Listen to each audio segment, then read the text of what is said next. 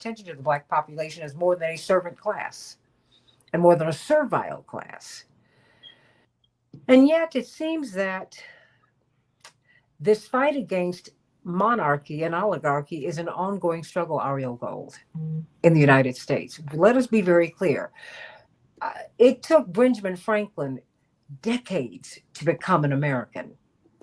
He was a committed Anglophile. He was a committed British citizen. But as things evolved in the United States and as he saw the disrespect that British people, that the British government, those in power had for these Americans who just longed for a fair relationship with the crown, he became an American. Maybe through this whole process, we might do the same. And maybe this time we'll include everybody. Attorney Linda Bernard, T.O. Hardiman, perhaps so, Renee Criswell, a brilliant teacher here in Chicago. And of course, she's given birth to some brilliant young people who are making their way through the world. Attorney Linda Bernard, brilliant attorney, police commissioner, part of the police commissioning board in Detroit, Michigan, brilliant civil rights attorney. T.O. Hardiman, author of what book, T.O.? Yeah, Interrupting Gun Violence, the Public Health Approach. Well, this is something for you. Ariel Gold, she's up there in Minnesota with the Democrats, my girl, Fellowship of Reconciliation, trying to get it right. That's all right. And this is a young man who I have not had on my show in a very long time. And of course, he scooted in with Reverend Jackson when he was, what were you, 17, 16, 17? That's 17, right. 17. That's right. And of course, he started campaigning with Reverend. He wasn't old enough to vote, but he was in the mix. And we are so proud of him as he is now about to become Reverend Dr. Mark Thompson, noted MSNBC contributor, noted Sirius FM radio host. And of course, I have been there with you on your old show. And of course, Mr. Make It Plain, we're so honored to have him with us today because he has been in New York, he's been in Washington. He really understands these two cities in a particular way, and Baltimore, because he has roots there, he has lived there. And so now, as we're watching what's happened in Washington, let me start with you, Reverend Thompson. This federal takeover in Washington, as you see that it is now moving to Chicago. Of course, the Washington Post published this Pentagon memo, and they said, look, this is how civil unrest will be handled in the United States. Now, civil unrest, what does that mean? Is that demonstration? Is that simple protest? What do you make of this, Reverend Thompson? Well, first of all, good to see all of you and honored to be with you, Santita. And yes, I was with your dad at 17. And then that in the 84 campaign that following January, you and I don't know if you remember this, and I joined your dad to march against Reagan's inauguration in the freezing cold. And I turned 18 a month earlier. Me and my keffiyeh. I had that then. That's right. And my green down coat from Eddie Bauer. Oh, yeah. Come on. There's a picture. I'm looking for the picture. There's a picture somewhere. Uh-huh. Now, at that time, being in D.C. and having, years later being involved in the statehood movement with Marion Barry and Mayor Sharon Pratt, this is what happens in D.C. is direct to front. But D.C., like Chicago is about to be, he is filming a pilot for his new reel or reality show or campaign video for 2028 for when he runs again to appeal to his base. It's like an updated version, a reboot of the TV show Cops. And his base gets off on seeing these raids and all this stuff, even though nothing's happened. Crime is down. What has happened in DC has been incredible, reducing crime. What has happened in Chicago? And I've never lived in Chicago, but it feels like my home is. I've been in Chicago already about 8 times this year alone, the more I've been in a few years. And Mayor Johnson is a good friend. We were standing out in front of the Congressional Black Caucus Gala a few years ago. I said, hey, Brandon, why don't you run for mayor? He said, man, I might think about that. And now he's the mayor. So that's my man. I'm standing in solidarity with all of you in that. So we know what he's up to, what he's trying to do. The thing that concerns me, and I'm sure many of you would agree, in some of these spaces, there's this thinking, well, let's just lay low, let him pass through. He won't be here long, which I think is problematic. On the other hand, especially in Washington, D.C., and, folk I know, Santita, you and I've known a lot of folk in D.C., um, folk normally like us who would get out there and fight and risk arrest are saying they don't even want to give him the highlight reel because he wants us to fight with him, respond to him. So this causes us, I think, to think about how to combat this in newer and more creative ways. And I'm sure that the good people of Chicago will work on that. We've also been educating people about what to do when stopped by the authorities. The National Black Police Association gave us that rubric some years ago for when they pull us up, when they try to stop us, how we can de-escalate and not escalate a situation, giving them an excuse to do harm to us as Black people. But the bottom line is he's appealing to his base. And lastly, let's be clear, this base who loves him unconditionally still wants the Epstein files. And so he's got to create these distractions so that nobody's asked. So now all of a sudden he's going to go to every Black city. He's going to go to DC. He went to LA first, DC. He's going to go to Chicago. Obviously, he's going to go to Baltimore. He's going to go everywhere he can to keep that Epstein matter from being on the front page while he plays to a base that likes to see people rounded up. But you know what? I think we have to be careful about the base. He has a strong band of supporters. They keep making it makes it sound like it's smaller than it is. It's not. And remember, people have toggled. You can go to Bernie Sanders rallies today and find Trump supporters. People want someone to go to Washington and do something because folks are not eating. People cannot afford rent. More and more people are going into default on their mortgages. They can't pay these credit cards. I mean, it's getting increasingly desperate out here. Of course, I was saying we started late because I said I've got to run down and get some packages because people are stealing packages. And everybody said, oh, wait a minute, that's happening everywhere. I'm like, oh, my gosh. So I can't take it personally because I just, And so, I mean, and this is where we are. But I want to find out from everyone. I think that you're right, Mark. But I think that people at every place on the spectrum, everybody wants to know who Epstein was and what he was doing. Oh, yeah. Because it's like, wait a minute, hold it. There's a lot of this doesn't feel good. We don't feel right about this. It just, everything about Epstein is off. You want to know who he was working for. You want to know what he was doing. I mean, he was blackmailing everybody. So, I mean, what?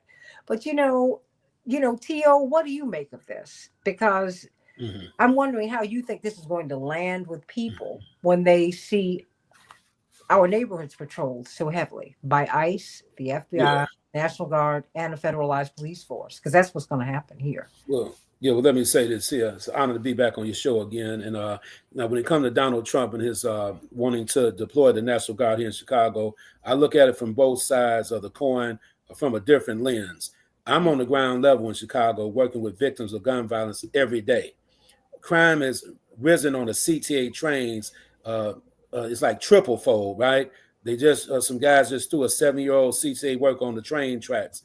A young kid who had autism was somebody beat his caretaker up on the train, on the stairs of the train, and the boy fell down. He was declared brain dead, all right?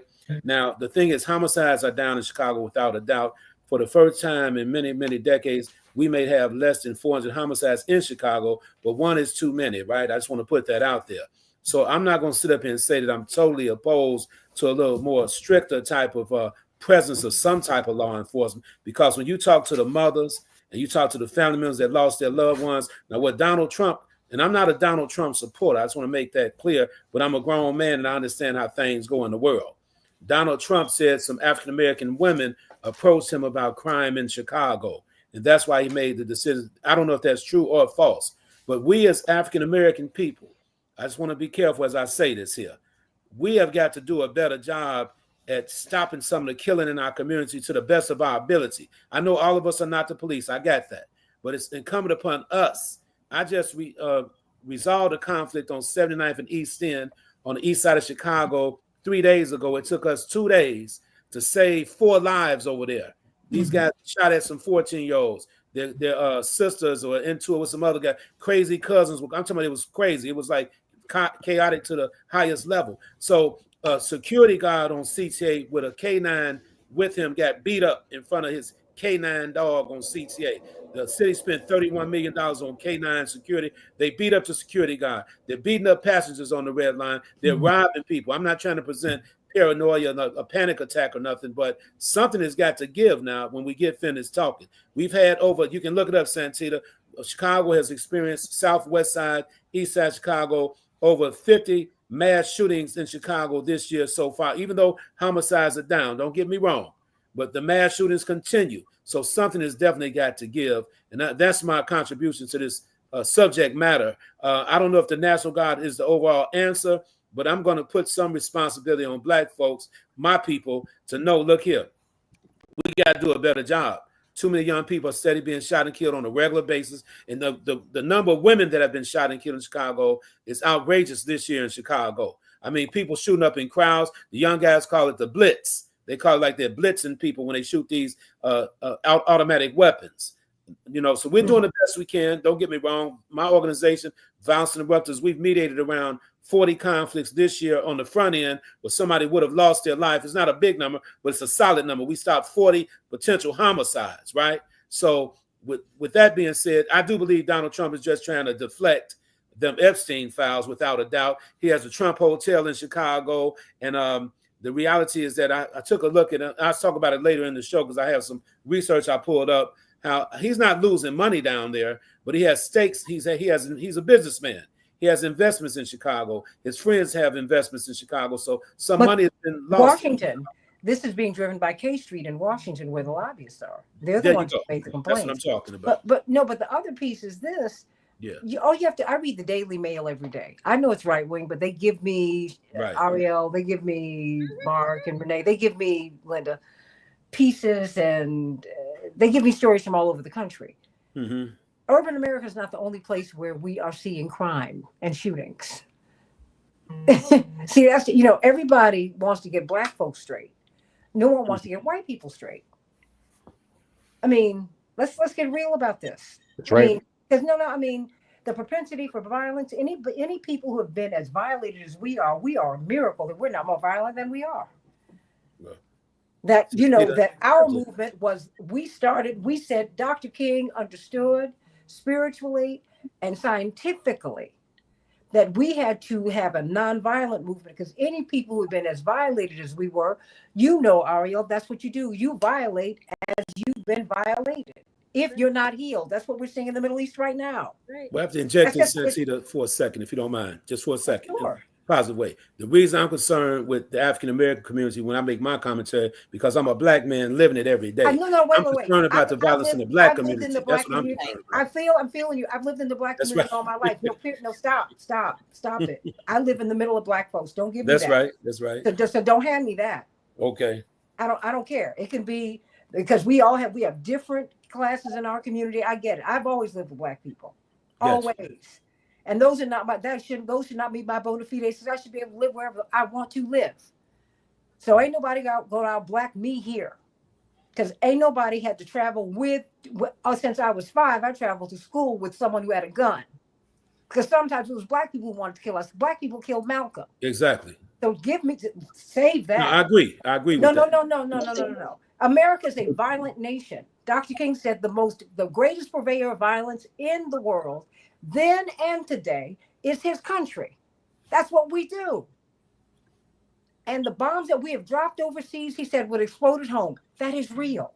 So let's look at the violence that we continue to propagate all over the world, and we are dealing with it now. Mm-hmm. And it is not just Black people who are doing it. And Tio and I do this all the time, and it's all right. Good. No, of course we're good. I'm gonna work my way back to Ariel, but let me go to you, because before Renee jumps through the screen. Come on, Renee. Well, I want to apologize first of all, because until a second ago I couldn't hear anything, and the screens kept going black because of my internet signal. So I switched to my son's internet signal. So I'm glad to be here. Thank you for inviting me. But Santita, if Trump cared about violence, would he have included in his big, ugly, brutal bill an allowance for getting silencers, making it easier for ordinary people to get silencers to put on guns to kill people? Would he have it? Would he have made it possible to get the, what do you call it, the bump starters or whatever that helps you convert your regular weapon into like an automatic weapon so you can kill more people? If he really cared, he would be trying to remove guns from the hands of people, not making it easier. And isn't he lowering the age requirement so that you can get a gun? So does he care about violence prevention, or does he just want to use violence to target the people that he doesn't like? He does not like Black people. He has shown that when he has made statements like Haitians are eating cats and dogs, or that Black people are living in S-hole countries and we can't let them come over here. Trump has targeted Black women, the backbone of a lot of families, to take their jobs, their federal jobs away. He has labeled us as DEI, even though we have to be well qualified to get jobs. He's trying to cripple our families by crippling the Black women who are holding up those families. And I feel pretty safe in Chicago. I've been here for over 60 years. I lived in Lawndale, in between Little Village and North Lawndale. The thing that makes me feel unsafe is the thought of Trump sending troops in here to occupy my neighborhood. That makes me feel a little bit afraid, But because Renee, but that's what the kids in DC are saying. Mhm. I mean, they're saying we feel less safe now because the people being arrested are Black and brown people. I went to school in Washington. I lived in DC.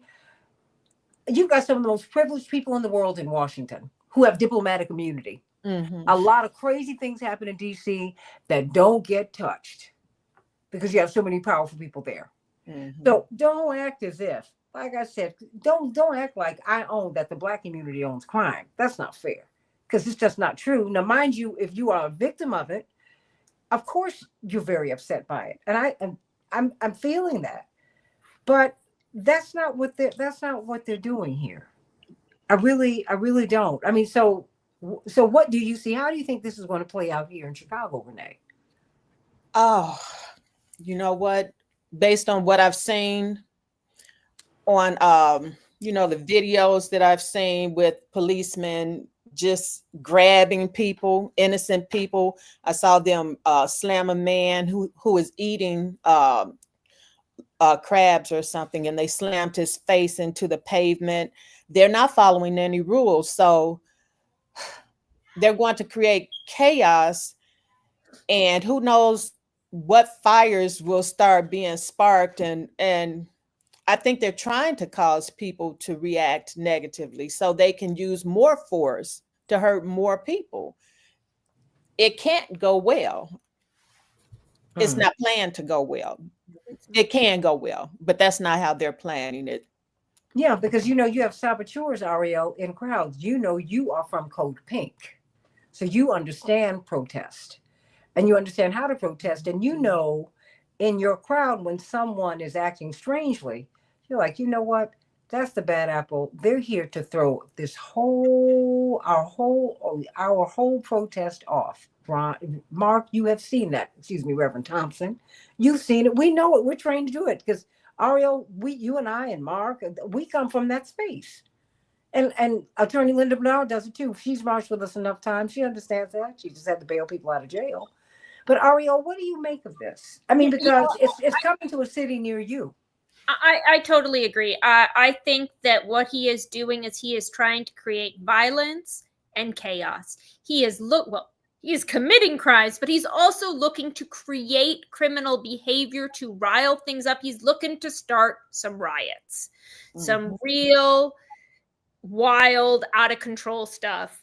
And there's nothing like the occupation of a city. And, one of the things that I've been thinking after I heard him say Chicago is next, I thought, oh, you don't know what you're doing in that way, because DC is DC, but compared to the size of Chicago, and Chicago is politically organized around Chicago. And I don't know if he knows what he's in for that way.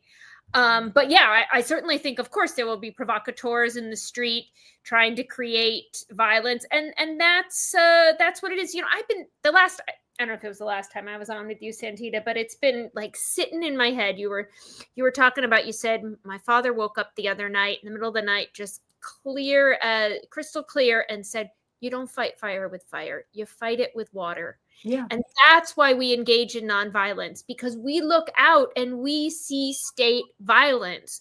We see violence from the military industrial complex, from this capitalist system, from, the troops, from all of this. And we can't go up against that.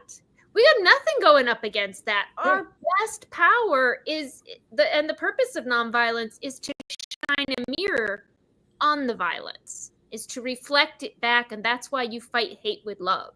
That's right. That's how love disarms hate. It's not just pretty words, but that's actually how it works. And that's why nonviolence is effective that way. But this is a real provocation. This is a real provocation. And it's up to us. It's up to the people of Chicago right now to respond in the way that shines that mirror. Well, I think to your point, what we have to do is what was done. People think that folks just marched with Reverend Dr. Martin Luther King. That was not, there was a whole education. Number one, you understood the philosophy of nonviolence. You understood it as not just a spiritual space and cleansing. You understood that it was a tactic. You understood that. And if you were not doing it with love, you were not doing this right. I mean, that was you. I mean, you have to understand the only way you cleanse, what did Marvin Gaye say? War is not the answer. Only love will conquer hate. That's just real. Mm-hmm. And so we have to understand that even as we demonstrate, because I think the people need to be in the streets demonstrating. And when you see that bad apple, you need to call them out and have them removed lovingly, but don't play with them.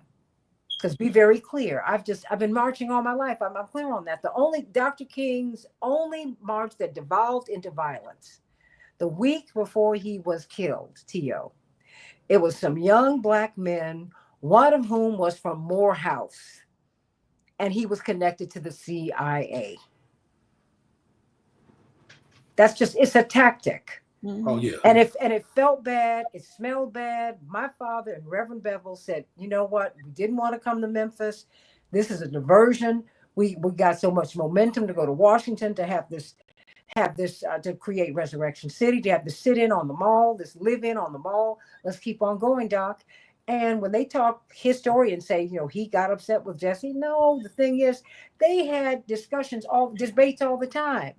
My father came out of the Bevel wing, which was like the young kind of let's storm the Bastille wing of that party. I mean, of the SCLC. And so it was like, wait a minute, hold on. This march, this doesn't feel right. Something's off here. And it was off. And he was killed the next week when he came back. So, we need to be real clear on what we're looking at, really. And before I bring up, okay, I'll add you to the stage, because everybody's having their issues with what is it? Oh my goodness, with internet today. But that's all right. It's interesting, since we've been having these conversations, Ariel, Tio, Renee, Attorney Linda Bernard, and Mark. I have more trouble with my internet. And I think we have to watch out for that too, because that's a very real part of it. But Linda, what are you thinking? What's on your mind? Well, I was pleased the other night when I saw that the president himself was going to be on patrol in D.C. in the Beast, which is built in Detroit. There's only one Beast in the world. There are two actually, but they are built right here by Cadillac. So I'm very happy about that. Number two, I know that when the community knew that he was coming through, everybody could sit outside, do whatever they wanted to do. They didn't have to worry about gunfire. They don't have to worry about anything happening or anything moving that's not supposed to be moving. You underrate the importance of peace, tranquility, and the lack of violence for people who are law-abiding. I don't understand it. I mean, what is the problem? The officers aren't bothering people. They're just there. So if I'm doing the right thing, why does it bother me? I can go into the Walgreens right there on Michigan Avenue, go wherever I want to go. Everything in there is all locked down. And that's with the Chicago Police Department in force. You know, I've spent half my life in Chicago, but I'm a lawyer as well in Washington, D.C., and I've spent just as much time in Washington, D.C. And it's outrageous that people come to our country from around the world, and there's graffiti on national monuments, homeless people sleeping on the Lincoln Monument. Who does this? We're the greatest country in the world, the greatest democracy in the world. But you and I, when we go to Japan, what do we see? We see a Coke machine on the street. There's no iron bar around the machine, no chains around the machine. You can just right in any neighborhood, you can just buy a Coke out the machine. When you get up in the morning and you go for coffee or tea, you go for tea. I go for coffee. But storekeepers are out front scrubbing their sidewalk with soap and water. I saw it with my own eyes. I'd never seen it before. I'd never seen it in America. How people take pride in their neighborhood, in their country, and in their community. That doesn't exist anymore. I mean, we got signs, pick up the trash. I mean, as you and I both know, Santita, if you spit on the ground or put gum on the ground in Singapore, you get caned. Mm-hmm. That's what happens to you. What is it, 30, whatever it is they put in there with. I'm sick of this. I'm sick of us making excuses and acting like we're the victims when we are the victimized. There's nothing. Those officers aren't bothering me, you, anybody. They may be handsome, they may be girls, they may be guys, whatever they are.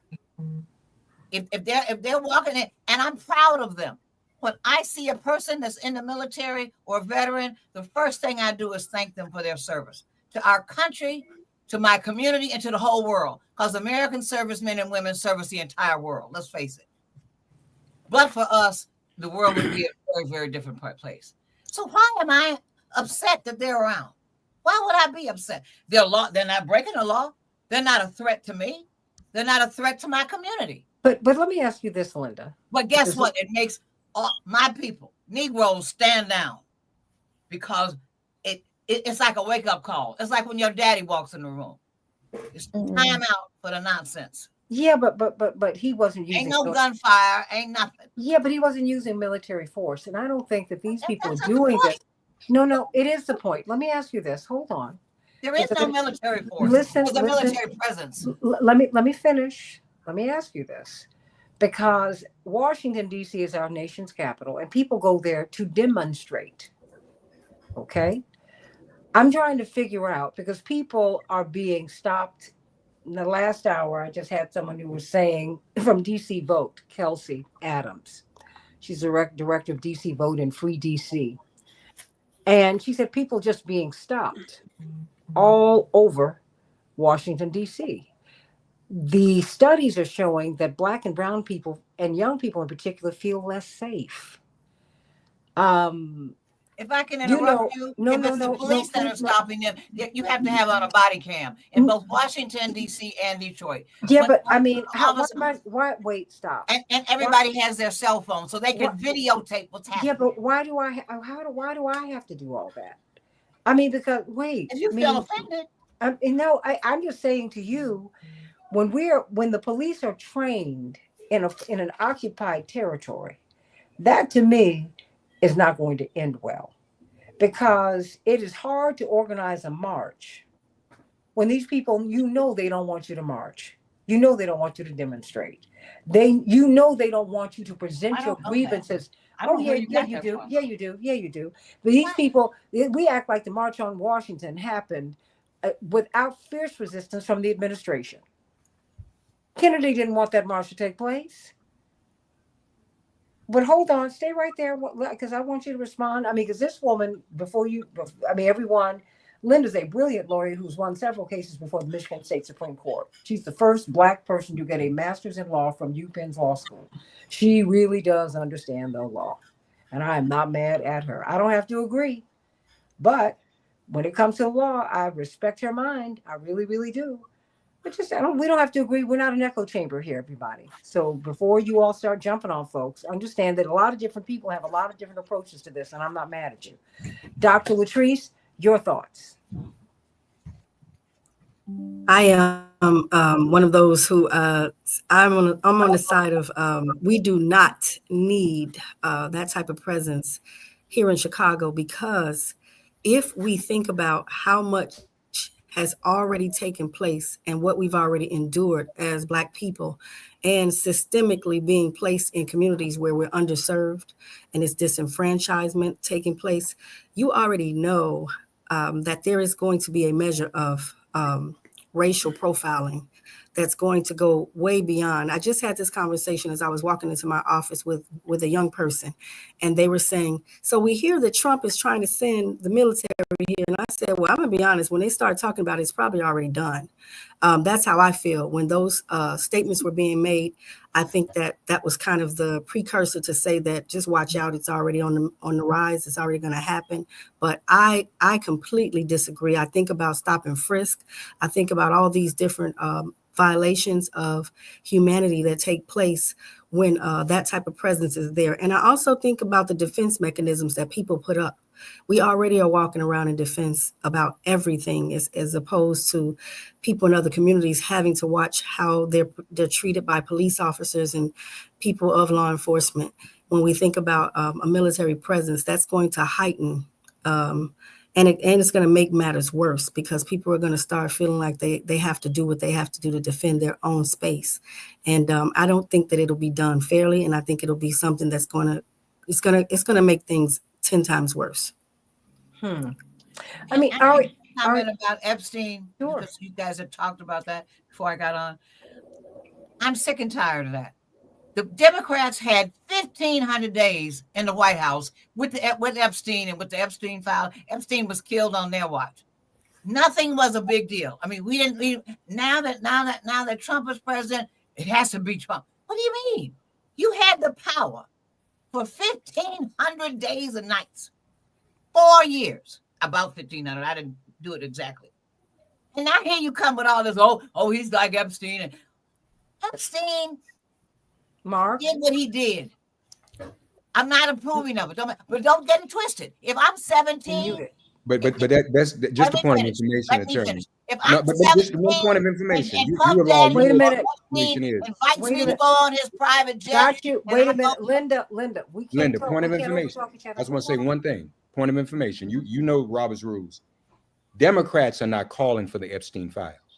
It is Trump's. There are Republicans. There are Republicans in Congress. They had to send Congress home to keep his own Republicans for asking for it. Now, let me just give you a little background. Remember now, for whatever reason, there's this strain within his base, within his following, within the Republican movement. Remember, that was fixated on pedophilia. They accused Hillary Clinton and Democrats of running a pedophilia ring out of a pizza parlor. That has not gone away. Democrats are not asking for the Epstein files. Well, I am. Well, I mean, maybe, but not in. It's not a Democratic movement. I think when you're 17 years old and you go somewhere with a man, you decide that you want to fly on a private jet while we're on the subject and go somewhere, go to an island, go to a resort. No, but Linda's a little deeper than that. I'm identified as a child. They identified, but I'm not a child. No, I'm making my own decision. Linda, they identified poor and working class girls. And Lord, everybody's a victim. Nobody has free will. Linda, stop. When Pump Down gets Linda, 16, I don't have free will. Linda, do you want me to mute you? Come on, don't do that. I'm telling the truth. No, I hear you, but so am I. You can't mute the elder, Santita. You can't mute the elder. Linda, stop. Everybody's a victim. Linda, no. After I get the benefits of the relationship. Virginia Giuffre, who allegedly committed suicide, said she was from a poor/working class family. Her father was part of the gardening crew at Mar-a-Lago. She was getting a little after-school job. These people, are intimidated by power. And let's be very, no, let me finish. No, stop. They're Let us know. impressed by Stop, stop. glamour. Linda, being a millionaire. Linda, wait. Let's not interrupt each other. Intimidated. Linda, I stop. want to join a crowd. Linda, don't do that.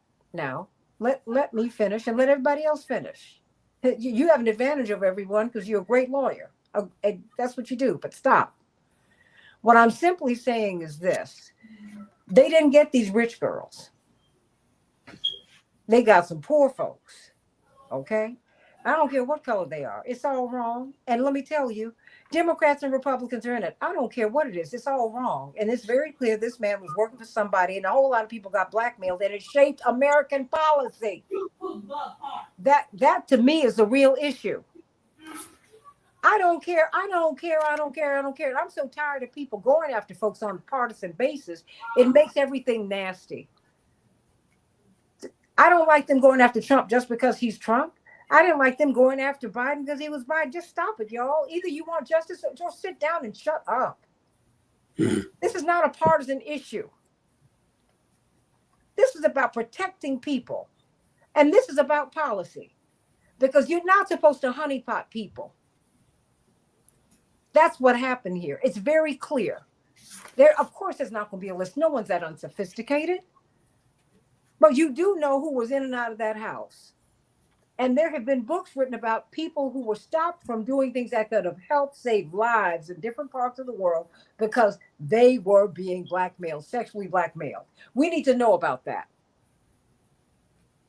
And that's it. I don't care. I'm not trying to give anyone cover. I think all this is a mess. It's a mess. A mess.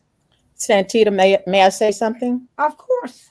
Okay, so first of all, not all of the girls who were involved or abused by Epstein were 17 and 18-year-old girls. Some were, they have reported as young as 10, 11, and 12-year-olds. I've never heard that. No, that's written. Yeah. When they brought the case against Epstein in Florida, the DA from Florida wanted to go in on Epstein about all of these girls that they knew he had abused.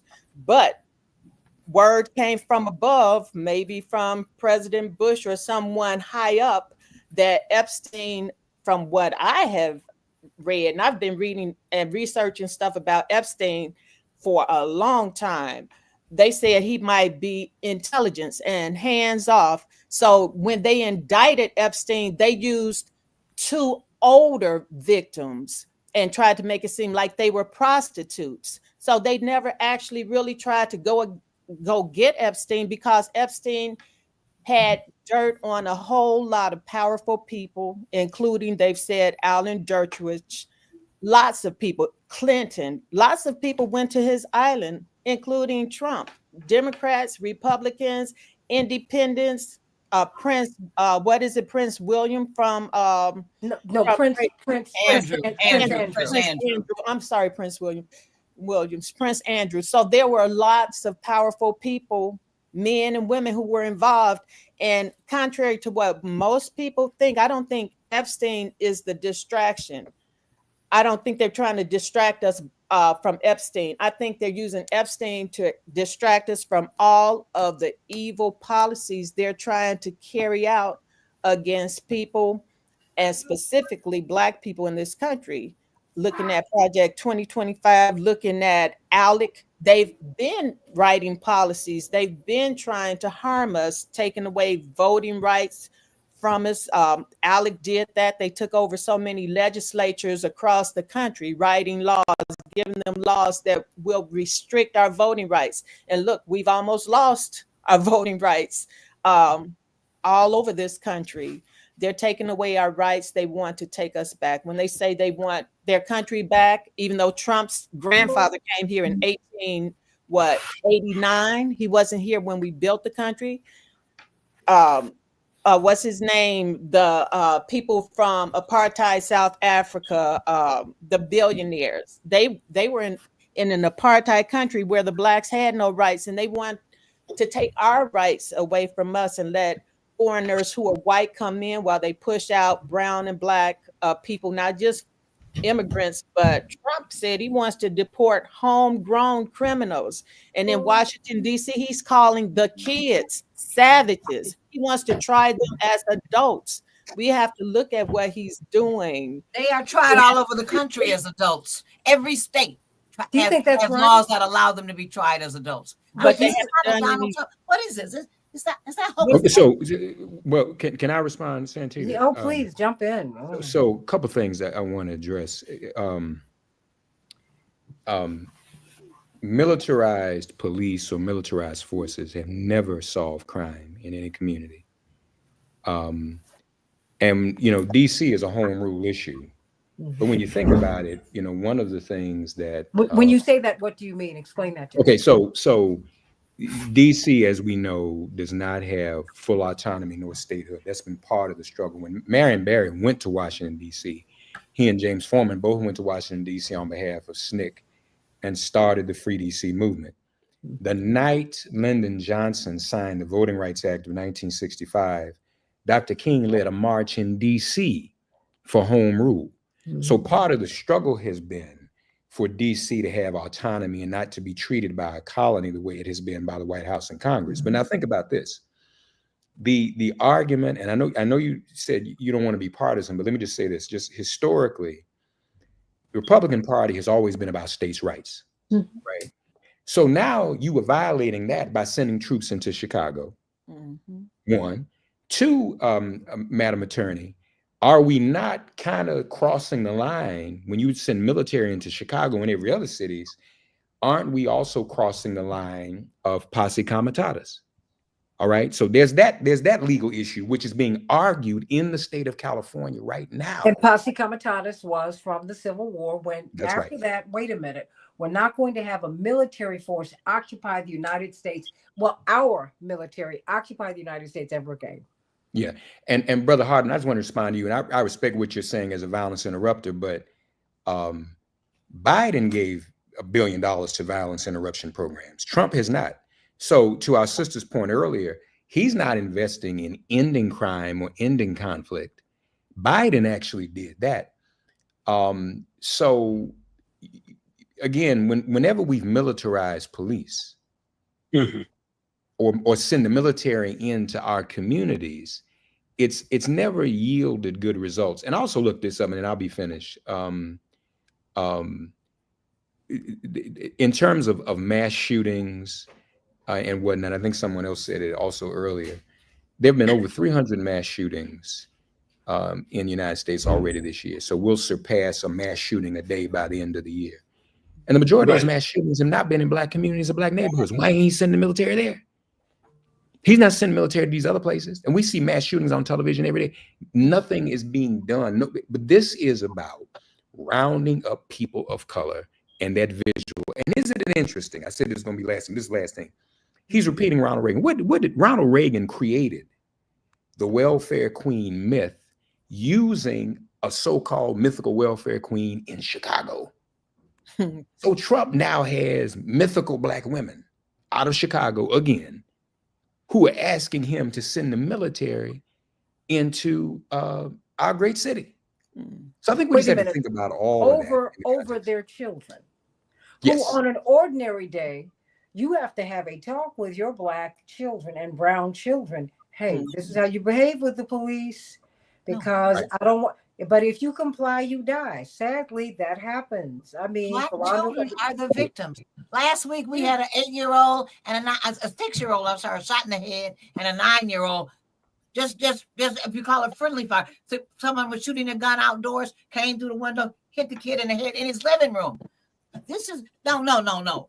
We're the ones that are burying our people. It's like the guy said on TV the other day. We got Black Lives Matter printed in bold yellow paint on the street. But they don't really matter because there's no law and order. Black lives don't matter. Attorney Linda Bernard, I'm going to ask you, you're an attorney, I want to ask you a question. You believe criminals should be prosecuted, not killed. correct?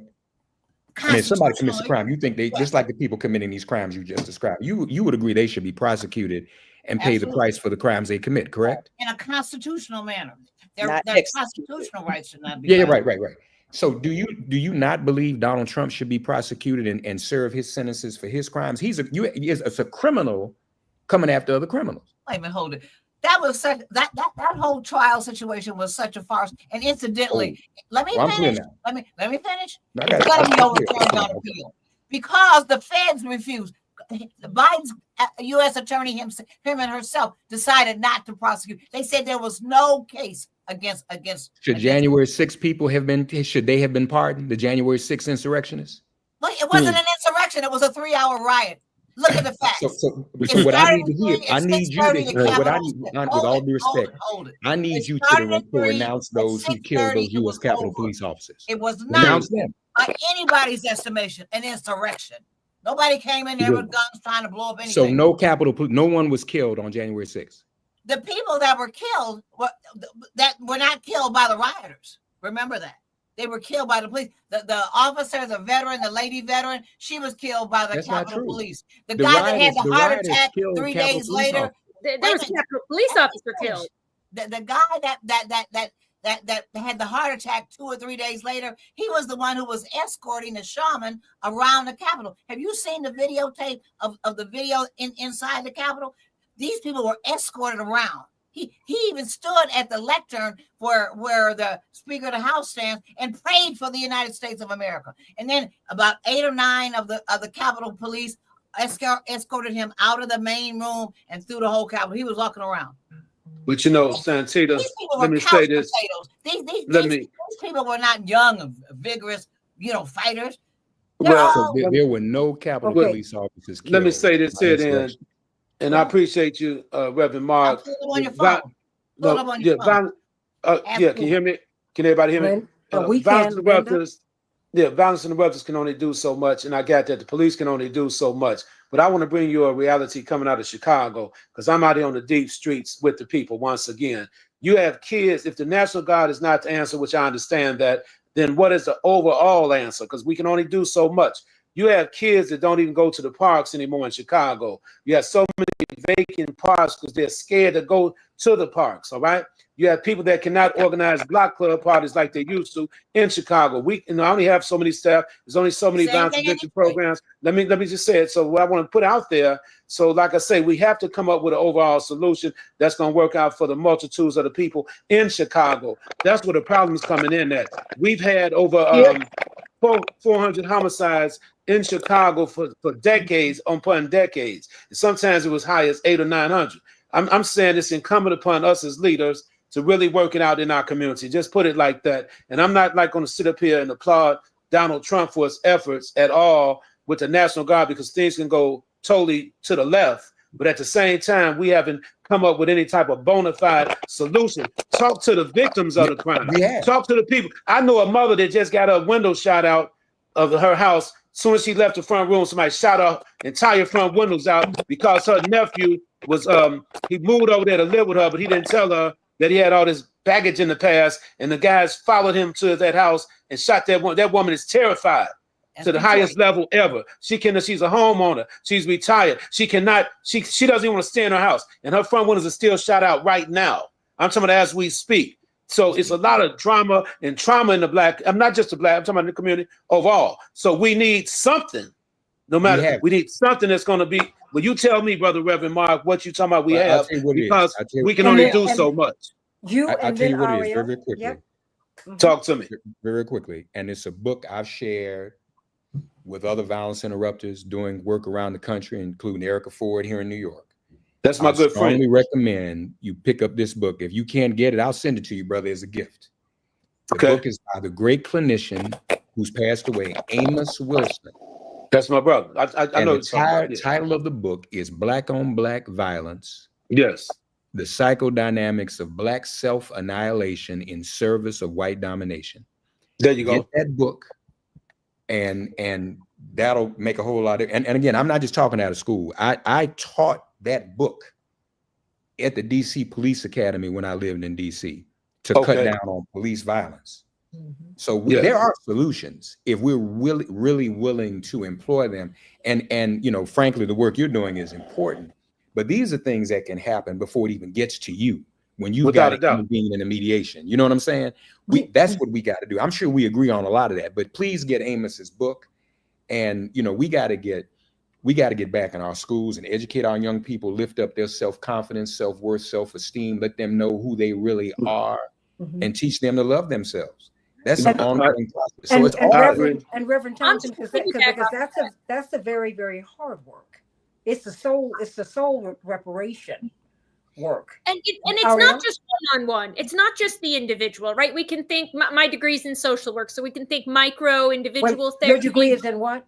You went out. Social work. My master's is in social work. So we can think in social work, working with the individual and raising them up. And then we can also think macro, which is working with the larger community, whether that's a city, whether that's the country. And we know what reduces violence and crime. It's education, it's opportunity, it's employment, it's a future for oneself. And it's not just, we're seeing this everywhere in the United States, right? And it's not just the micro, which matters too. We need individual violence interruption, raising people up. We need confidence building, but we also need to look at our priorities as a country, and whether it's Republican or Democrat. Each year we watch that Pentagon budget grow bigger and bigger and bigger. And we know that wars increase the popularity of a president. And Trump is sending weapons all over the country. All over the world. He hasn't sent troops, but he's sending the troops and he's starting the war right here inside the U.S. And we need to bring that money into education, into job opportunities, into infrastructure, into our communities to build a better society, because that's really what eliminates violence. And, I do a lot of work in the Middle East, and we can look at it there as well, right? We can talk about terrorism in the Middle East, and what really improves that, what really stops that is opportunity. People want to raise good families and have them succeed. We are all the same that way, but we have this structured inequality, right? Both inside the country and worldwide, that wants to keep things in their place and keep those different classes and races separated that way. And who benefits are the weapons manufacturers, right, and the corporations that benefit off that. But stay right there. The Santita Jackson Show, AM 950 Radio, the voice of progressive Minnesota. Hey, everybody. Welcome to the Santita Jackson Show, part 2 of this wonderful discussion that we're having on troops being deployed in urban America. AM 950 Radio, the voice of progressive Minnesota. And Reverend Mark Thompson, make it plain, of course, brilliant analyst, theologian, and great preacher. You need to hear him preach wherever he is. Whenever he's in town, you need to let us know, because we're all so proud of him, because he's a great preacher. Theo Hardiman, violence interrupter. Dr. LaShawn Latrice, a social psychologist. Okay. Renee Criswell, who has worked with our students for decades as a teacher, social worker and social activist. Ariel Gold, Fellowship of Reconciliation, brilliant attorney Linda Bernard, and police commissioner up in Detroit. I want to continue this conversation because we got to move toward a solution. But I'm glad that we are not an echo chamber here. Okay. I appreciate Tio, Linda, Renee, Ariel, Dr. Latrice, and Reverend Thompson. Everybody's bringing something different to the table here. And the only way we're going to come at a solution is this way. Some people say, hey, wait a minute. I've heard some people say we need more police on the streets. But in an ordinary day, they're afraid of having the police in their streets because it doesn't go well for a whole lot of people. And all police are not the bad apples. I've known so many wonderful police. That is not what we're talking about. We're talking about people who abuse power wherever we go. When we talk on this show, Ariel, what we're looking at is an abuse of power, wherever it is, in whatever sphere. All we're saying is that America, for my portion, Reverend Thompson, is that the way we handle the way we handle conflict is violently. We are violent in our public discourse. We are violent in every way that matters. And that's the tragedy. We are the greatest purveyors of violence in the world today. That's real. Dr. King said it was so 60 years ago. It is still true today.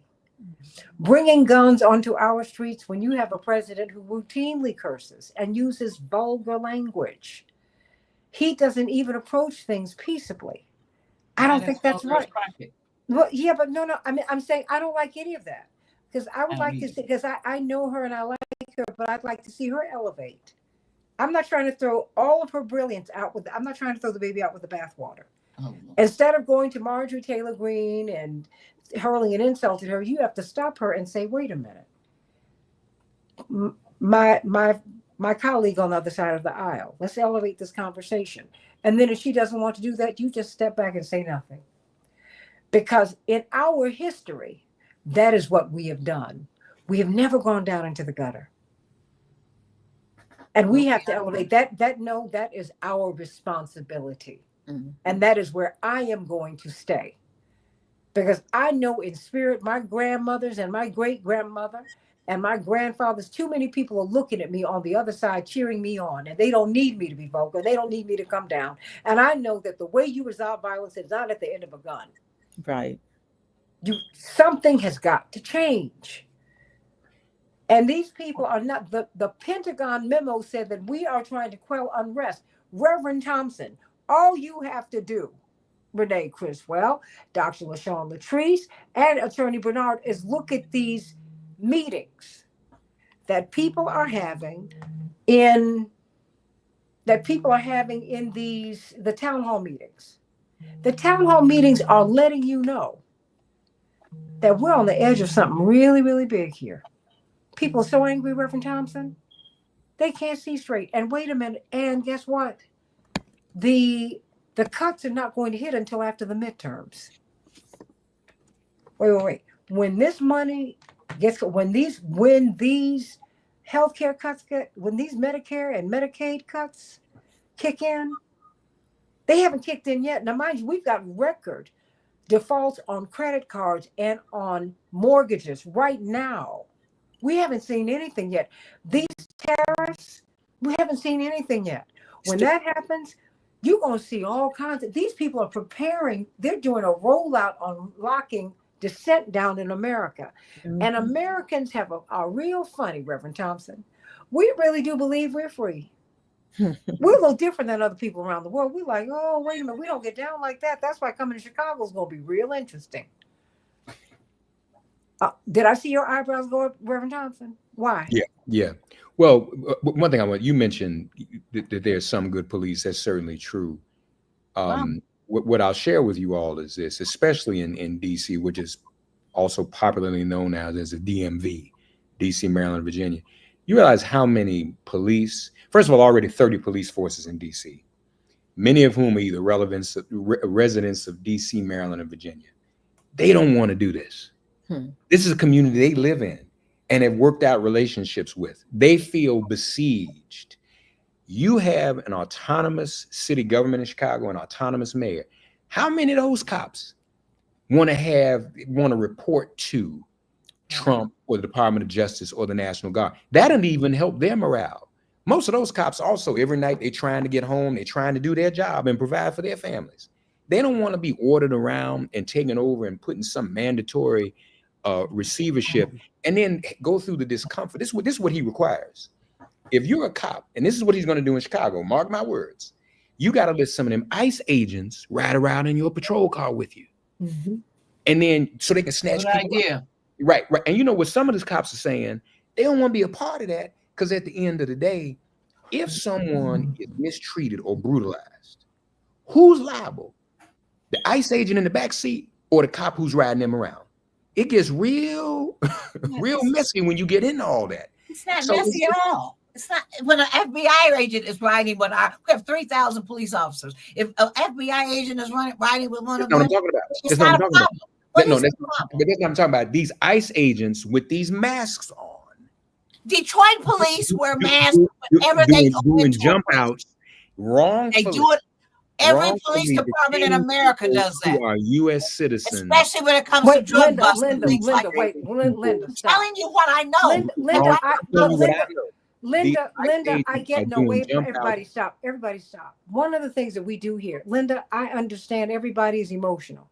And I'm emotional. I'm a police commissioner. No. Listen. I know what police do. Linda, we go through our credentials. Linda, I served on the wait police a minute. task force in No, Washington, D.C. let for me- years. Great. a minute. That's not being in Everybody- charge of the department. Everybody There's a big stop. difference when you're was on over the the committee police. to hire 2 police chiefs in Hold Washington. on. Everybody stop.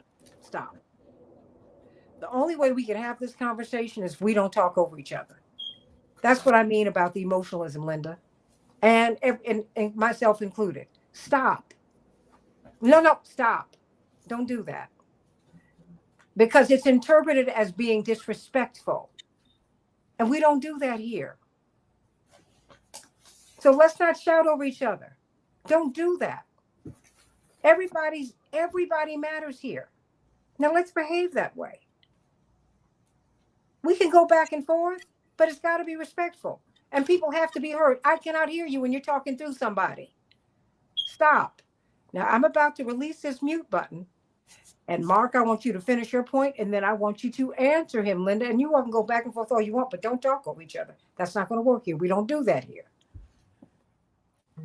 Mark, your point was? I was pretty much finished. The point I was making is police have expressed in Washington, D.C. and other cities their discomfort with ICE agents riding around in their cars, jumping out and snatching up people who aren't even immigrants who are here illegally or what have you. And, since, Linda may be mean to, but, since we're going to throw out credentials. All right. I served on the police task force for years in Washington, D.C., authored the legislation. We have an Office of Civilian Complaint Review in Washington, D.C. because of legislation I co-authored. I was on search committees for at least 2 police chiefs and also taught at the D.C. Police Academy. So, others of us. So you both have police credentials. So you understand. Yeah, and I don't need to throw that around, but I'm just saying, it's not throwing it around. I think even for the audience, they need to know the context out of which you speak. There's nothing wrong with that. That's not bragging. That's just explaining. Now, the current police chief. This is what you have to get ready for. Let's talk about Chicago. The current police chief in D.C. Remember, they tried to get her to report to the DOJ. They went to court and the court stopped it. That's what he's going to do. So the question, which you have to consider, even if you want to fight crime, if you want to do all that, is it appropriate for Trump sending any force into Chicagoland and taking over a whole jurisdiction and their police department without the will and consent of the people? That's a fair question. Now, if Chicago wants that, then that's Chicago. But so far, no, LA didn't stand for it. DC didn't stand for it. And I frankly don't think Chicago should either.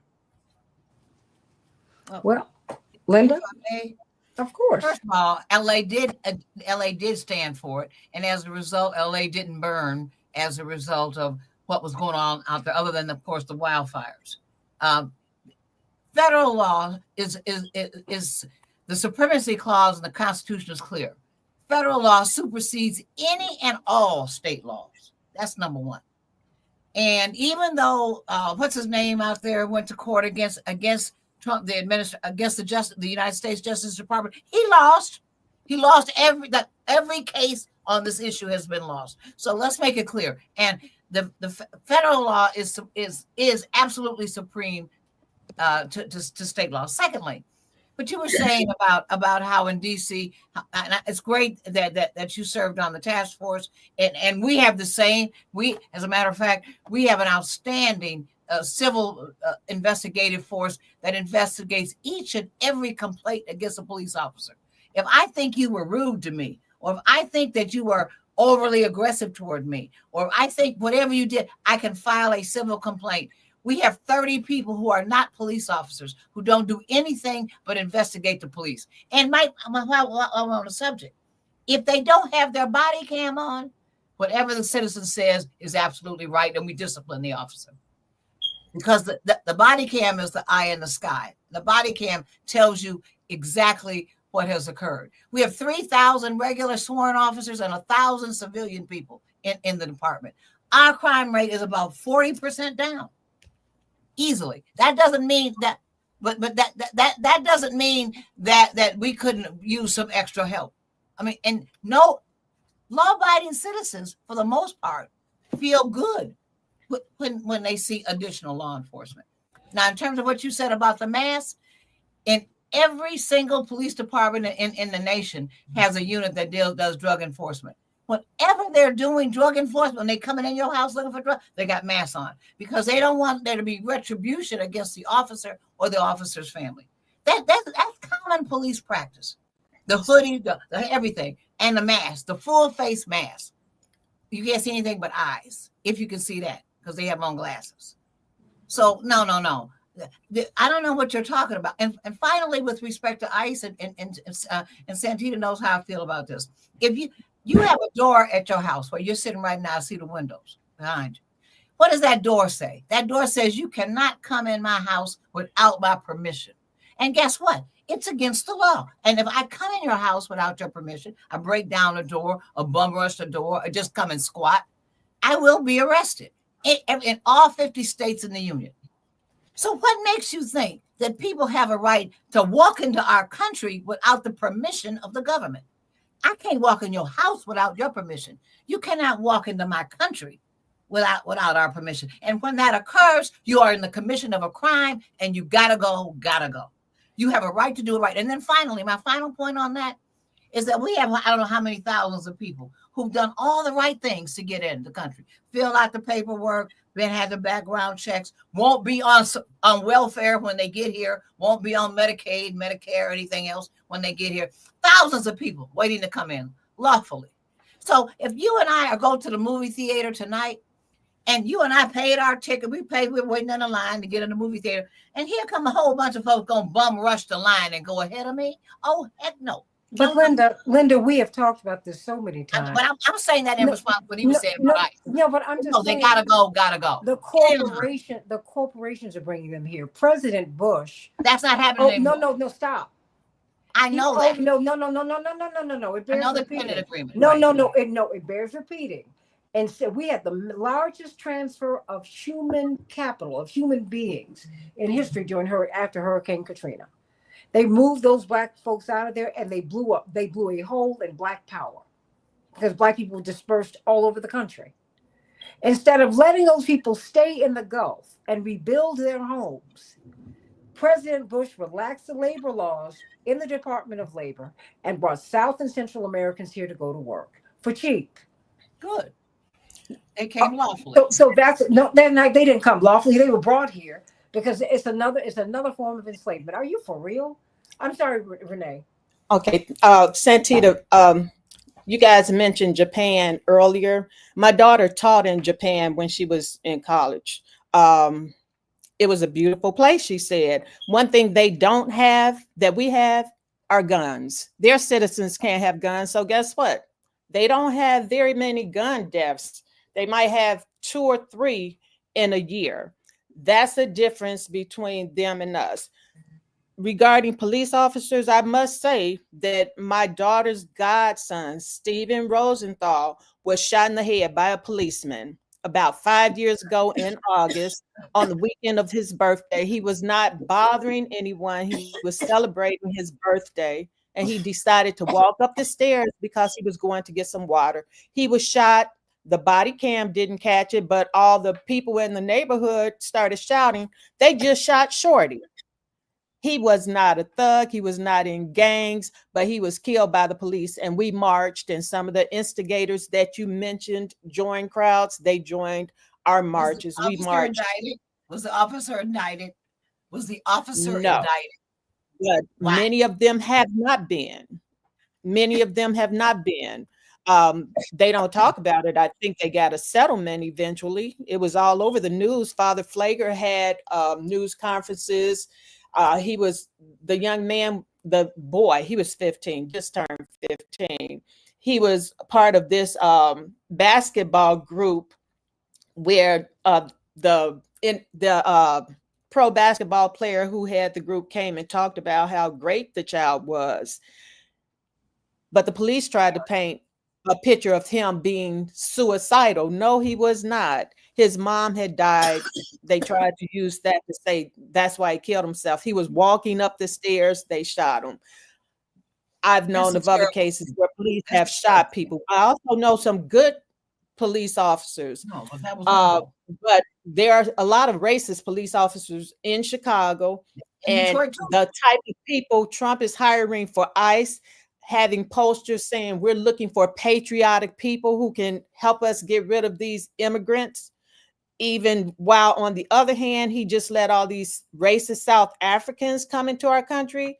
And there are lots of Ukrainians who came in, and we gave them all kinds of social services.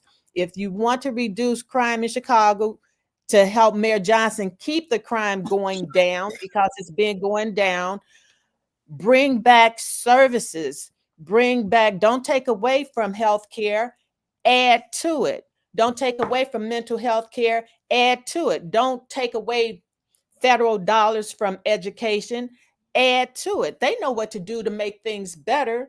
They're purposely trying to make things worse. And speaking of mass shootings, there was one last week in Austin, Texas, by a white guy. He shot 3 people.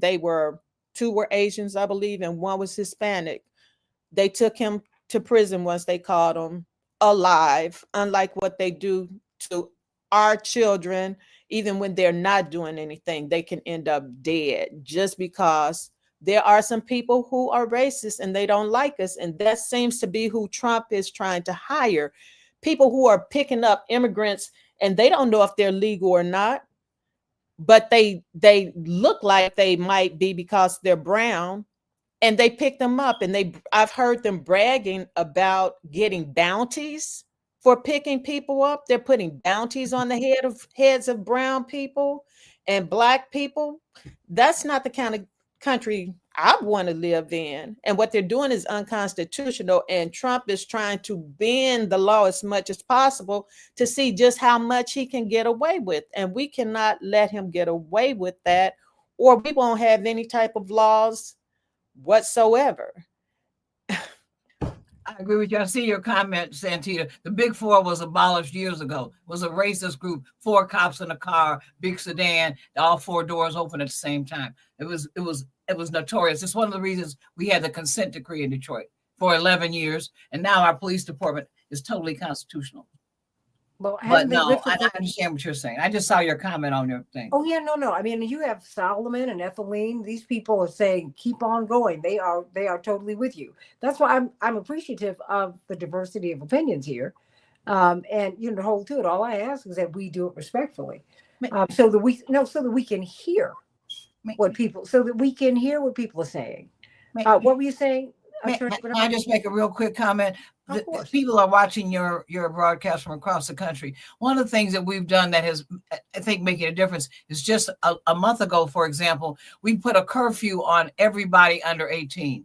If you're below the age of, I think, 12 or something, you have to be off the streets by 10. If you're 17, you have to be off the streets by 11. Period. Because most of this stuff happens late at night. There's the black parties. We had a black party, 13 people shot at one black party. Girls. These were girls. These weren't even guys. And everybody's no one disagrees with that. So I'm just saying. There's something called devil's hours. Well, no, it's not that. No. What I'm saying is, I don't think that any 17-year-old should be out really at 10 o'clock at night. It's too late. Right. It's too. But what we do, Santee, is we ticket the parents. It's $250 for the first violation. But that's $500 for the second. We're not fooling around with this. Know where your kids are and have them at home. I get that. But what Renee is talking about, and I think what Reverend Thompson is talking about also, and Dr. Latrice, is that when you are closing park districts or underfunding them, when we are shutting down, say, midnight basketball, we're spending all of this money in these military misadventures because we're going to try and overtake Venezuela. Good luck. That is their oil. It does not belong to us. There's nothing wrong with Maduro. His people like him. The people he throws out are people we sent down there trying to overthrow his government, and he's not tolerating it, and they're not either. All I'm saying to you is we need to get out of everybody else's business. But in a minute, Dr. King said, there will be a moment. Your arrogance will become hubris if you keep on going. And some little country and you whose name you will not know will check you, America. And that's where we're heading. Be very, very clear. We're watching things turn over in real time. The where you've been is not where you're going. You don't know. You know where you've been. You don't know where you're going. You don't know. You don't know what God's got in store for you. My pastor's wife used to tell us that, Mrs. Luther May Evans, and I know that to be true. I've seen the high brought low and the low brought high. I've seen it. So what we need to do, wait a minute. This is not the way to resolve people. You don't make people loving by being hateful. There is nothing that these people have done that has been, that you don't try to wipe out the Department of Education and reduce educational opportunities for people and say that you want to help them. I don't care what you say. Dr. Mary Frances Berry was tasked by Jimmy Carter to create a Department of Education. This is one of the most brilliant minds that the country has ever produced. She did not create a mess. Some people made a mess. The Department of Education, as it has turned out, was not her idea. Why don't you ask a woman who constructed it? First of all, they never even asked her to be the secretary. That's a shame. This is the first Black person in American history to be the head of a major white university, the University of Colorado in Denver. She's got her bona fides. So just stop. These people are not serious. And you cannot be serious about doing anything for anybody if you're taking food off of their tables. You're making them more desperate. We got started doing this show late today because I said, I've got to run downstairs and get my boxes because their people are stealing them. I live in a nice building. Doesn't matter. Well, guess what? Everybody on the panel said, oh, hey, that's happening everywhere now. Now. Because the money is funny. And then this about to turn. No, you say that from a comfortable place. More and more people can't pay their credit card bills. More and more people using Afterpay and Klarna and whatever else to buy their groceries.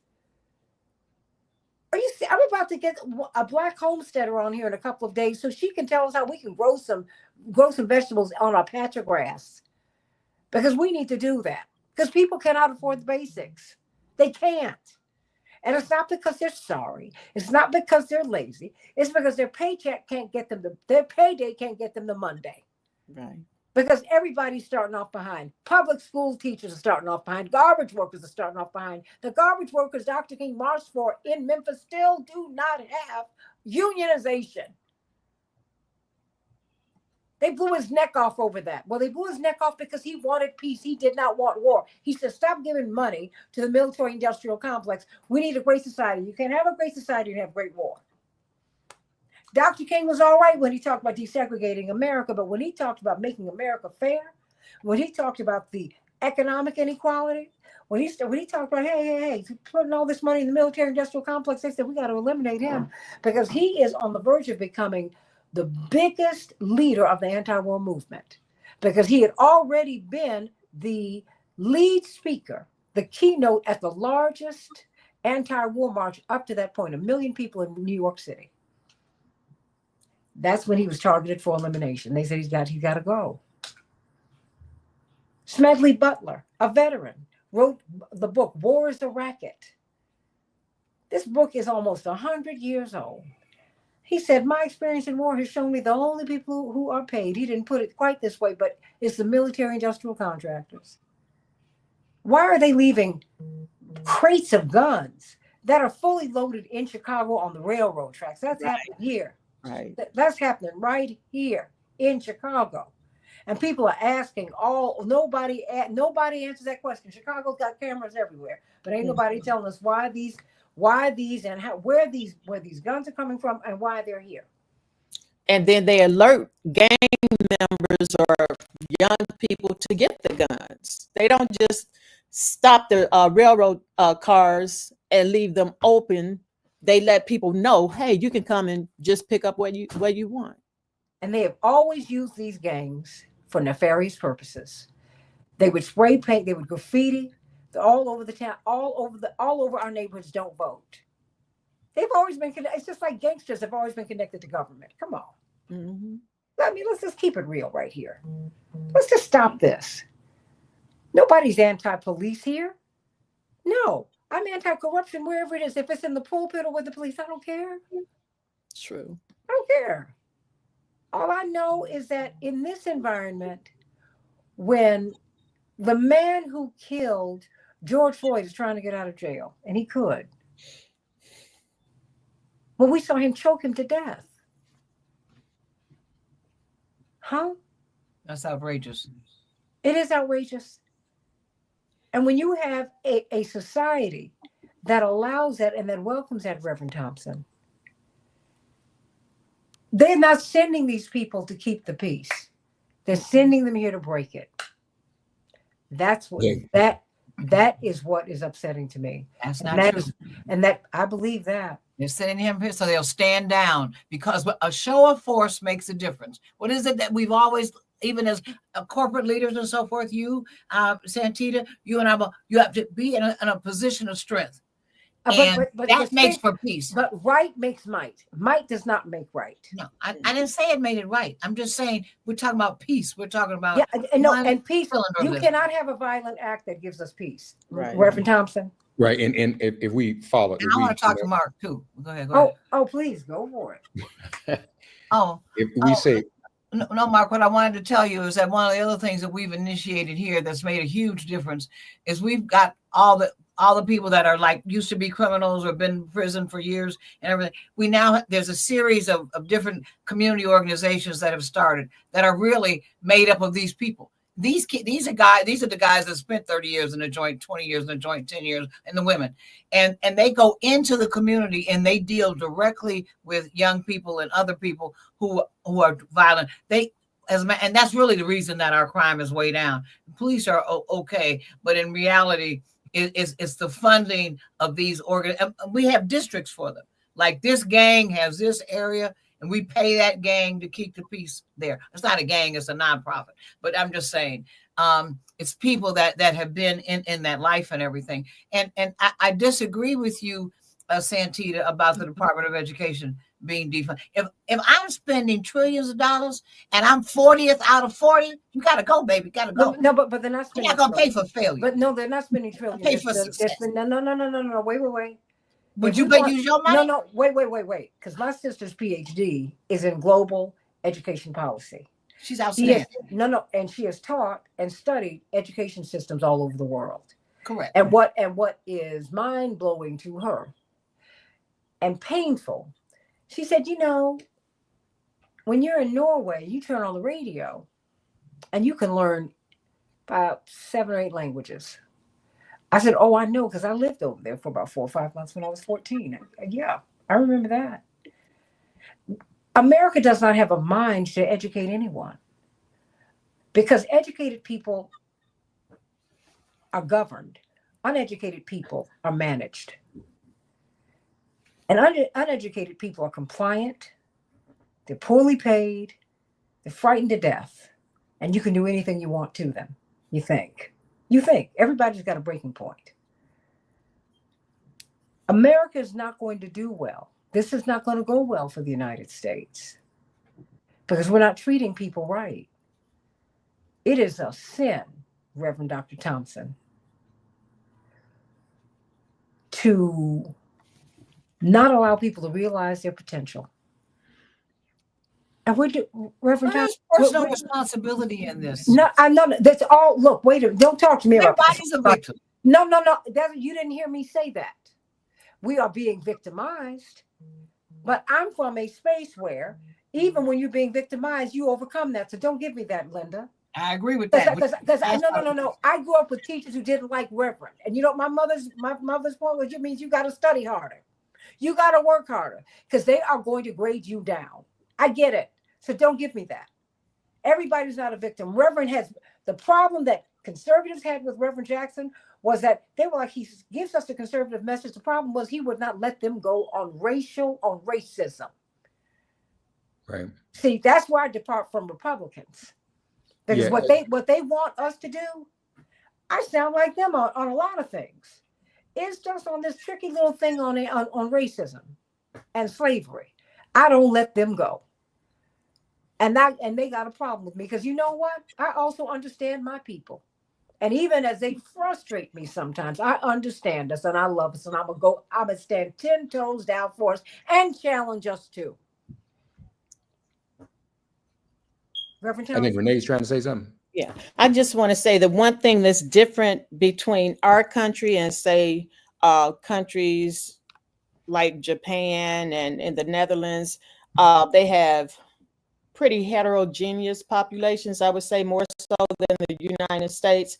And unlike their countries, our country had laws that made it illegal for us to learn. And in spite of those laws and in spite of all the obstacles they've tried to put before us, we've still excelled. Personally, I live in Chicago, in what is probably considered one of the bad areas of the city, high crime rate. Let's say under-resourced and under-resourced, definitely. Yeah. And I had to maneuver to get my children into different schools, looking for a school where there were people who really wanted to teach them. Fortunately, my son managed to go get a degree from Harvard Law School. I had a daughter who graduated magna cum laude or laude from Vanderbilt, degree in honors psychology with a minor in Chinese. She studied in China and she can speak Korean and some Japanese. Go ahead. Daughter who graduated from UIC, summa cum laude. All right now. So they came from over here. We valued education. And they came from public schools, yes? Public schools. Thank you. Like I said, I tried to find the public school that would fit, because there was one school down the street that said she had to teach to the middle regarding my son. She couldn't give him work on his level. She didn't look like me. There was a teacher who I really admired, who was a great teacher at our neighborhood school. And she said, get them out of here so they could go someplace with resources. I would have loved for that school to have resources. Emmanuel eventually closed that school after draining it of all the resources. There's a park across from that school. Emmanuel took the basketball court that the young Black guys used to. You mean the mayor? Mary Manuel. He also removed the swings from the park and only put baby swings in, because across the street from the park were some new townhomes that they developed with people who were gentrifying the neighborhood. So they removed resources for our kids so they could have an outlet over there. We need resources put back. And I think that's what Mayor Brandon Johnson is talking about. Let's put the swings back in. Let's give our kids some place to go so that they're not out getting into trouble. By the library. Well, they're closed. They don't have the books there, Linda. The libraries that you knew, computers. They got and the libraries that I knew, they're not. They don't. Right. That's gone. Really? I didn't know that.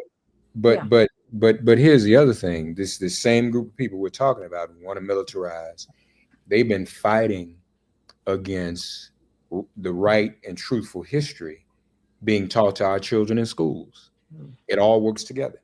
They just finished redistricting, doing an out of census redistricting, racist redistricting in a place called Texas. This is an overall takeover. But two things I want to say. Just for the record, Santita talked about going ahead to get her package. She's mentioned it several times. She said, I went and got them. Yeah. She went and got them. She's living in a nice building. I want to confirm that she does. I've dropped her off at her home before. She does in a nice building. I want to confirm that for anybody who needs first to know class that. On the lake. Yeah. Oh goodness, that's when we want to go. So, yeah, no joke. We can do a whole show on that. But now, we've not heard much. With all due respect, Madam Host, we've not heard much from Dr. Latrice. And I don't know what kind of doctor she is. You're a medical doctor. Give us some medical advice for this situation. Psychologist. What, psychologist? That's I'm still a medical. community psychologist. Yes, I'm a community psychologist. Then you Okay, better wait a learn. minute. You need some I psychology. enjoy these conversations. I enjoy the diversity of the conversations, and I also am a good listener because I do understand that we all have different perspectives based on where we are, where we grew up. I am a product of the public schools, born and raised in Chicago. Very proud. Wait a minute, hold on, Dr. Dr. Latrice. Young. Dr. Latrice, Yes. your connection Yes. is fine because we're not hearing everything. We're hearing every other word. Okay. Can you hear me now? Go back. Let me hear it one more time. Let's see. Can you hear me now? Yeah, I Yeah. can. Okay. I think it's the office where I'm at. It's awful. Oh, that's all right. The connection probably has something to do with this office. I was just saying that I was not. I was listening. I was taking in a lot of the responses. I am in the area that you all are speaking on. I believe right now bringing militarization to Chicago is exacerbating. I think that we have been traumatized a great deal, and we continue to be traumatized. Happening, and every time Trump is going, then everybody Hold starts on. getting worried and Dr. Latrice, this is what we're going to do. Perhaps you should come to us on your phone. Yes. Okay. You have a smartphone. I'll switch. Shut that down because that Yes. requires less bandwidth. So come out and then we'll come. And you, as soon as you come back, just use that link and come back. Okay. Okay. Because we want to hear everything that she's saying. Because I heard her say something about trauma. Reverend Thompson and Renee Criswell, and you teach these kids, and you have defended these people, Linda. And so we're going to work that out, Robert, because she is, we're dealing with a little bit of. I'm going to have her remove her from the stage and wait for her to come back. Because I remember my father saying the same thing. He said, "You have to remember, Black people have been so wounded and broken. And I don't think that that's why what they're doing at the Smithsonian is so dangerous." So when you have Jillian Michaels, who says only 2% of white people own slaves, so it wasn't really that much of a big deal. No, but she is also young, and she believes that. No, she has been reared into that. And the tragedy is that's why we have to stop with the lies. Immigrants did not build this country. Enslaved people did. Immigrants came here to get jobs and to build on our foundation and to occupy the infrastructure. Get in line. No, but that's not what I'm saying. Okay, thank you, Carter G. Woodson. It's just the truth. Oh no, I'm clear on that. And so we're not telling the truth about the reason we all look the way we do. I was 7 years old, Reverend Thompson, when my parents, Renee, took me with them to Ghana and to Nigeria. And we were on the trip with Whitney Young when he died, Renee. Oh, wow. And can you imagine me having dinner with him the night before, breakfast that morning? We go shopping that afternoon, come back. He's drowned. Oh, I was How did 7. he die? Yeah. How He did drowned. he die? He was out, having lunch on a boat, on a yacht, small yacht, and he drowned. He was with Ramsey Clark, the former Attorney General of the United States, and his wife, and a big businessman, and that party, and he drowned. That having been said, when you get there, and this is like in 1971, and this is when we were really just first going back, right? And they looked at my mother and they said, "Oh, my sister, you're home. Ah, and you're from blah, blah, blah, blah." And they looked at my father and they said, "Well, well, he is our brother. He's our brother, but they put him in the Arab world." Okay, or just that's where they put him. Because Like when he Anwar looked at, forgot. well, no, just wait one moment. When they looked at me and I had my big bush, I was excited because we finally got my little afro together. They looked at her and I remember them saying, and I didn't know what they meant. They said, "So much has happened." Oh. And my mother hugged me and she said, "Don't worry about it, baby. I'll tell you about it sometime." Because I was confused. I you know I didn't quite I didn't understand that at all. I came to understand it after I'd had the birds and the bees and that kind of talk. And I really understood it when my father's mother refused to even hear about roots, Mark. She said, "Do you think I want to be reminded of why we look as we do?" Now, mind you, she was raised in part by her white grandfather, who married my great great grandmother. Didn't matter. Because she was like, oh, and Rosa Parks, if you read the book At the Dark End of the Street, she said, part of what keeps me fighting is when I look in the mirror every day, I see the abuse. So to not tell that story, it's an insult. When I saw the movie The Help, and the character who played the maid to the white couple, the white woman who had come from a poor part of Tennessee, and she was rejected by the fine ladies in town. You remember that character? But she was married to one of the fine men in the town. Remember when she was coming home with the groceries, and the husband of her boss was driving up beside her slowly and was saying, "Hey, hey," and she became frightened to death. Remember that? And she threw those bags of groceries because she was ready. She was ready to fight him. The white people in the theater laughed. I was crying inside because I knew that she was afraid she was going to be raped. Because that's our experience.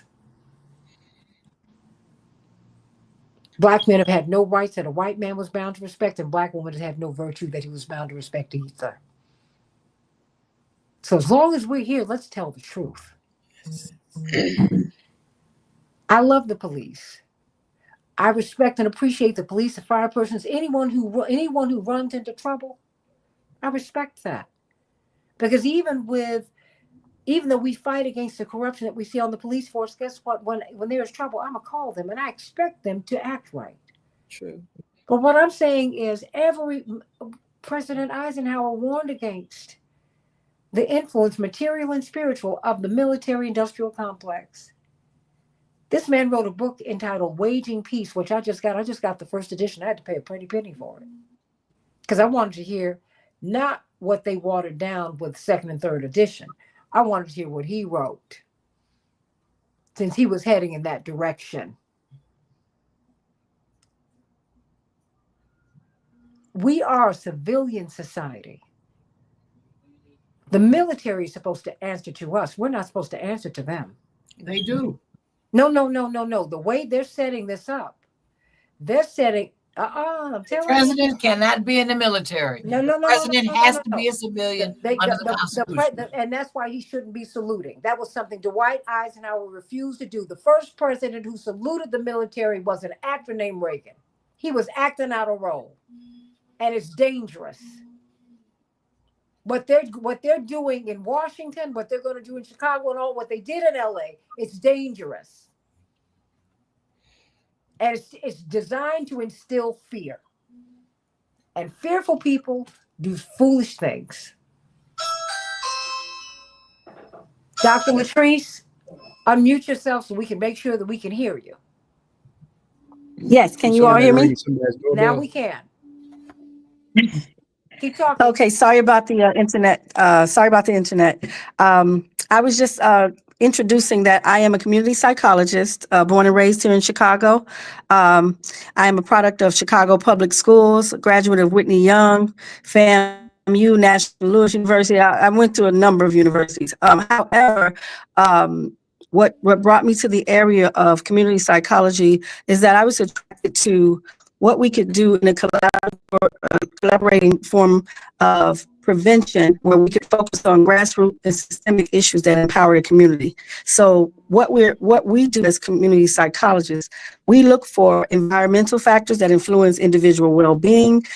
We want to just kind of increase the knowledge of that fosters systemic change, but we also are interested in analyzing the social systems that have put mechanisms in place to go against disenfranchised populations. So one of the things I'm working on now is to use my knowledge and a group of people who are like me, like-minded, to go into school districts, professional environments, organizations, anything that's construed as a stakeholder in the community. We want to pull those factors, those people together, and find out how we could collaborate to work to make things better. And if we can start by addressing some of the issues that are affecting small children, everything from conflict resolution to restorative justice practices. Those things are going to be paramount in achieving the type of social justice and equity that we need and that we should have in our community. So we have to make more of an investment environmentally. And let's talk about, pulling together factors that don't just put people to the side and try to give them a pill or something to try to make things better, because that's not going to work. I mean, this is years and years of just intentional damage that's been done on us. And so now what we have to do is just fight back. And so I am a social justice advocate, a community psychologist. My master's is in public policy. I'm very, very much interested in the failed policies that have not worked, and I want to restructure. And I'm also a person with lived experiences, so I want to join forces with other people, and I want to talk about those things that have impacted people that no one wants to talk about. So very intentional conversations need to be had as well. And so I am very much interested in a lot of what was being said on the panel. I just believe that trauma is being exacerbated here with the militarization that they're trying to present. I think people are afraid right now, and I think we've heightened the anxiety and we've increased the traumatic episodes that people are experiencing now. And I think it's more of a mental health issue that's being impacted.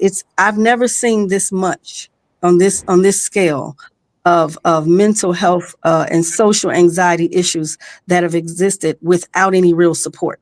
We don't have real support. And now what's being done now with the medical programs that many people have, they're not paying for them to see counselors and things, people that can assist them to talk about the issues that they may be having that's affecting their mental health.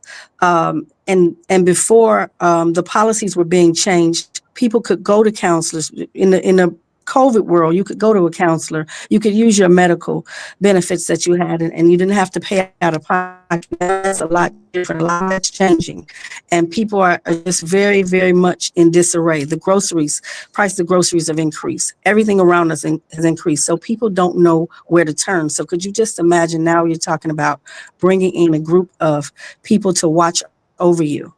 Oh, that's very, very intimidating.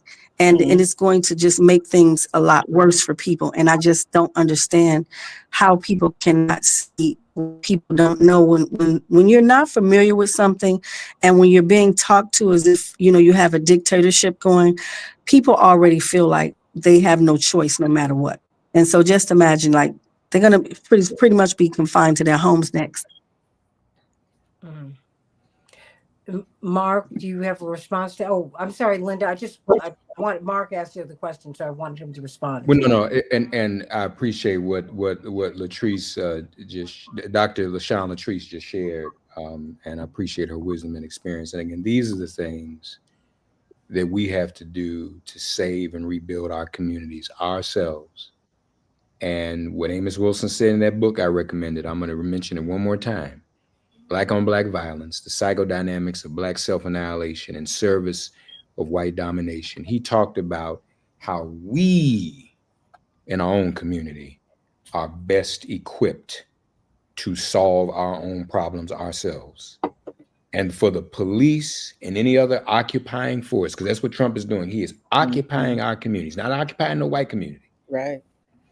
He's not even occupying white communities that have some of these so-called immigrants in them that he wants to get out. You mentioned Santita. These corporations bring these, go occupy them. So the point I'm making is what Dr. Latrice has articulated is exactly what we need to be about. And I'm so sorry with that. I've got to run. Well, give us your closing thought before you go. Because that's pretty much it. I hope that Chicago's in a better position than DC because DC is still a colony. Congress and Trump can literally hold up DC's budget. That's how bad it is. And that's why we've been fighting for statehood for so long. This is the 30th anniversary of my release from jail. I was in jail for a month in 1995, standing up for DC statehood. And that's a struggle that we will continue to fight as long as we can. Chicago, get ready. Chicago, do not yield. If we're going to end violence in Chicago, it is the people of Chicago and the Black community of Chicago who will do it, not Donald Trump, because he's not really interested in ending it either. Again, this is a pilot for, he is a reality show clown. And he is only, that's all he knows. So this is a reality show. This is a loop, drama, craziness. And it's interesting, it really hasn't worked out well for him because nobody's really resisted.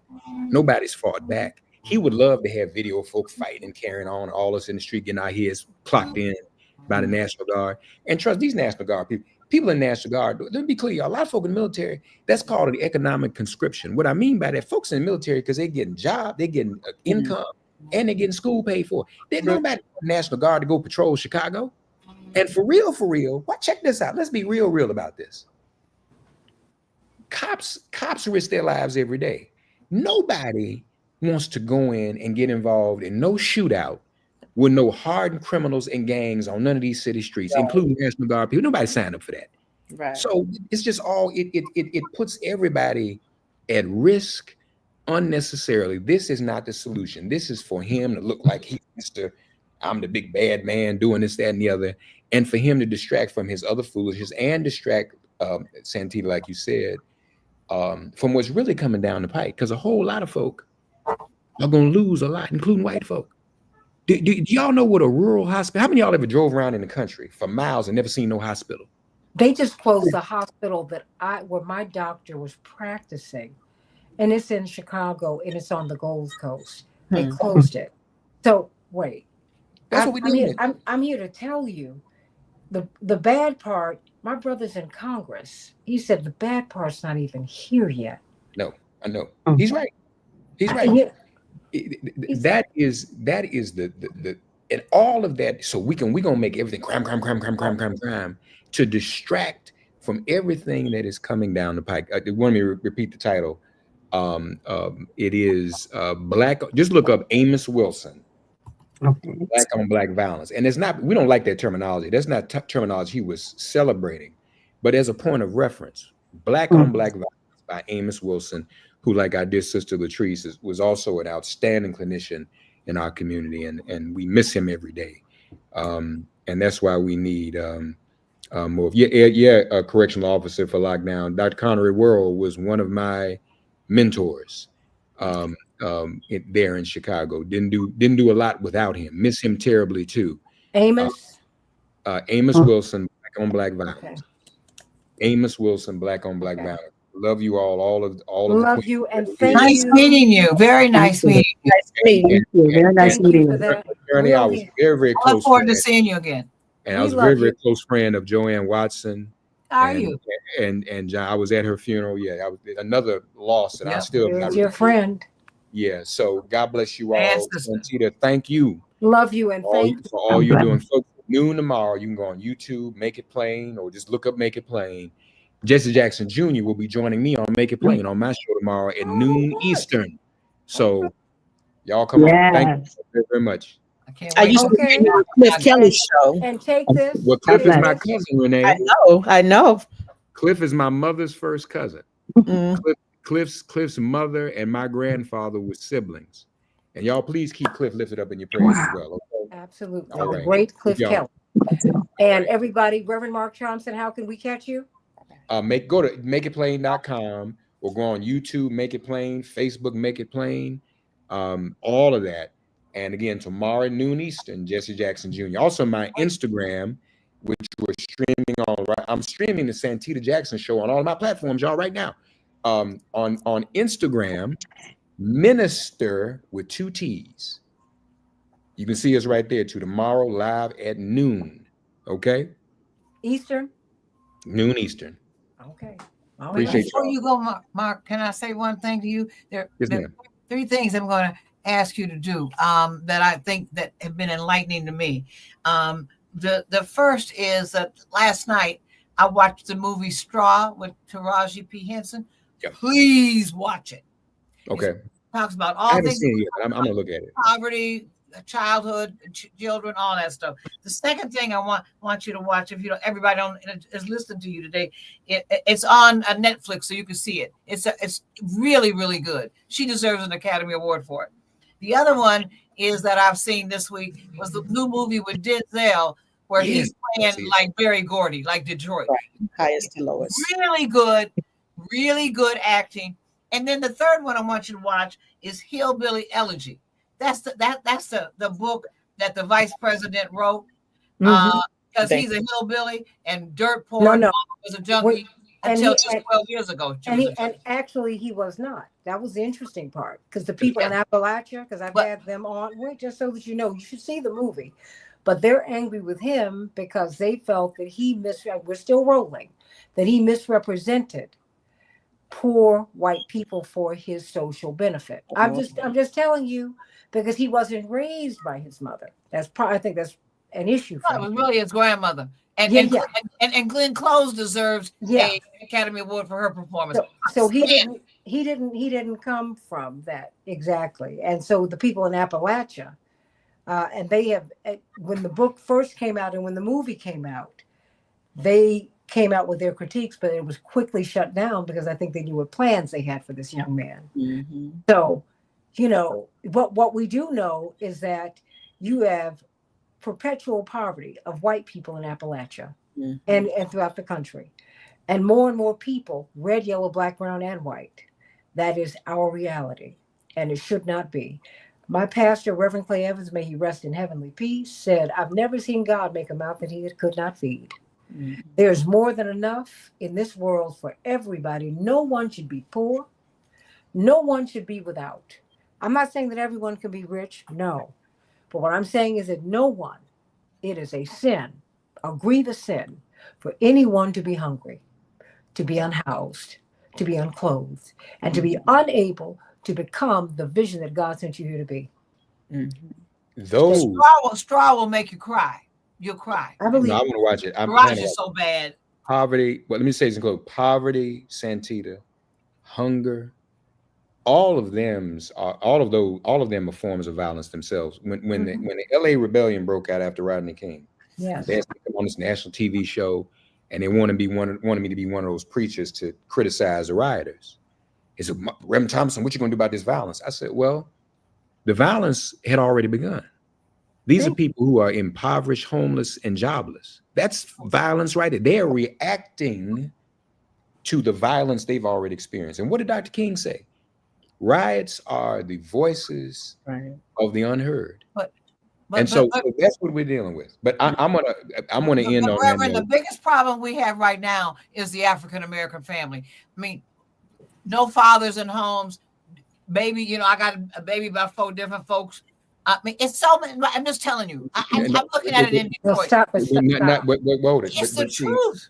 No. The family. There have been studies that have shown Renee's situation that black men are more involved with their children than white men. That's what I saw as a teacher. That's what I saw. That's the CDC. I can't understand what you said. I'm sorry. The most involved father in the United States, more involved with his children from birth to the age of 5, is the black father. He spends more time reading to his children, feeding his children, playing with his children, pouring into his children than white fathers or Hispanic fathers. That is the biggest lie. And I'm gonna tell you something. As the daughter, and you got a daddy too, but as the daughter of a father who's one of the busiest people on the planet, My father wouldn't hire a secretary without telling them, when my wife and children call, no matter what I'm doing, you stop me and you put them through. That's right. And guess what? I know every Black father I know is that way, unless he and the mother or the wife had some kind of breakdown, and we got to stop that as women. And stop. I agree that fathers love their children. And that's a whole different story. But maybe it's the mothers that are the problem. You're right. I don't know. And you know what? And I'm tired of seeing Black men slammed like that, because it's a lie. I don't slam Black men. I love Black men. I'm just saying it's a lie. You know that. And I'm saying it's a lie. Attorney, let me say this in closing. Maybe it's the women. Maybe it's the mothers. Whatever it is, we're not going to do it right now. Don't throw it out there until we can have a fuller conversation about it. Stop. But I do want to say to each of you as queen mothers, I want everybody to watch this now. Let's put aside our community. Women, period, as head of households are on the rise, because women have gone to college. Women have more opportunities, getting jobs. Now watch this. What Trump has done, this is also on Netflix. I can't think of the name of the show right now. What he and Peter Thiel and the Elon Musk of the world have done, have created this manosphere of white men that resent all women. And now some of our Black men have assimilated into it. So they're even instigating a war of men against women. We have to be aware of that, be very, very careful about that. And these are men who don't like women. Hold on. Right. Because you got Elon Musk, who has a baby every month. Somebody else don't wait a minute. If you want to talk about So something, does our man. No. If you Nick Cannon. No. You were talking about, but Nick Cannon has demonstrated that he's got a relationship with all of his children.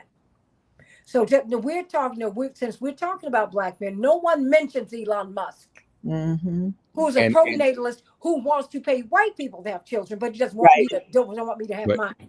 But I want Sister Linda to hear what we're doing about the issue she raised. Okay. Because Black men are being targeted by white male incel culture. It's called incels, involuntary celibate. Because a lot of white men are waking up. They don't want to do these kinds of things. He just finished it if you stop talking over it. Yeah, incel. Incel means involuntarily celibate. So the argument that white men are involuntarily celibate. The argument that white men are making is that white women don't want them no more, rightfully so. And they're mad about it, right? And some Black men have assimilated into it. That's why you hear these Black men. We all been Black all our lives. We see Black men on the internet saying, I'm not supporting a Black woman president. We never seen nothing like that. Right. All of that was a part of assimilation. Right.